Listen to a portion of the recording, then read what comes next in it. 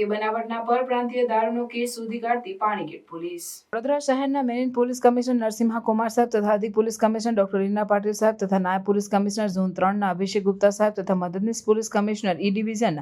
GD Palsana સાહેબ નાઓએ prohibition અંગેની પ્રવૃત્તિ ઉપર વોચ રાખવા તેમજ આવી પ્રવૃત્તિઓ નેસ્તનાબૂદ કરવા જરૂરી સૂચના અને માર્ગદર્શન આપેલ હોય, જે અન્વયે પાણીગેટ પોલીસ સ્ટેશનના પોલીસ ઇન્સ્પેક્ટર વાય મિશ્રા તથા પોલીસ ઇન્સ્પેક્ટર એચ જે પટેલ નાઓની સીધી દોરવણી હેઠળ લો એન્ડ ઓર્ડર ટીમના માણસો પેટ્રોલિંગમાં હતા. તે દરમિયાન